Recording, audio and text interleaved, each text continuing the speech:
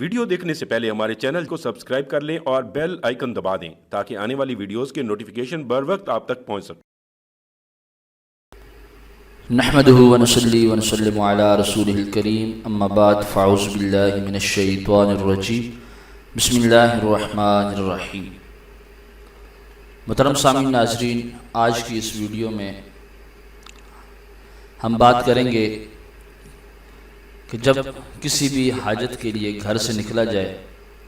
تو وہ کون سا ایسا کام ہے جس کو کرنے سے رب تبارک و تعالیٰ اس جائز حاجت کو پورا فرما دیتا ہے۔ محترم سامعین ناظرین، اس سے پہلے کہ ہم ویڈیو کی طرف بڑھیں، ابھی تک اگر آپ نے ہمارے چینل کو سبسکرائب نہیں کیا تو اس کو سبسکرائب کر دیجئے تاکہ اس کے بعد آنے والی مزید ویڈیو کا نوٹیفیکیشن آپ کو بر وقت اور آسانی سے مل سکے۔ محترم سامعین ناظرین، جب بھی آپ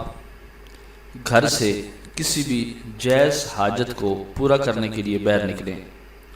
چاہے آپ روزگار کے لیے گھر سے باہر نکل رہے ہیں، چاہے آپ اہم سفر کے لیے باہر نکل رہے ہیں،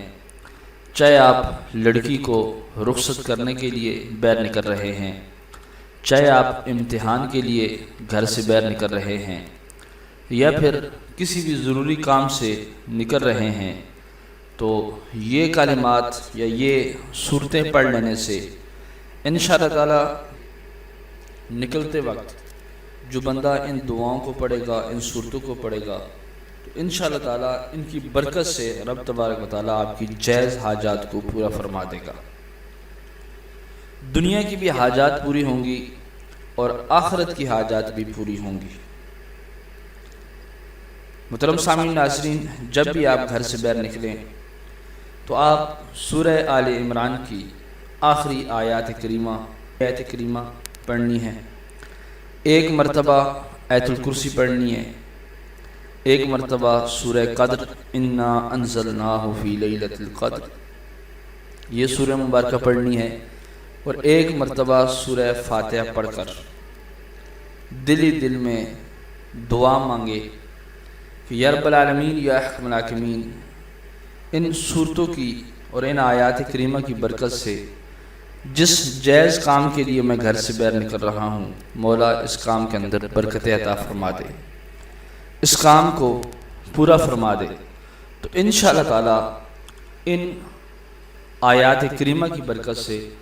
رب تبارک و تعالی آپ کی جائز حاجات کو بھی پورا فرما دے گا، اور جس مقصد کے لیے آپ گھر سے باہر نکلے ہوں گے رب تبارک و تعالی اس مقصد میں بھی آپ کو کامیابی اور کامرانی عطا فرما دے گا۔ دعا ہے کہ رب تبارک و تعالی ہمیں ان صورتوں کو پڑھنے کی توفیق عطا فرمائے۔ وما علینا الا البلاغ المبین۔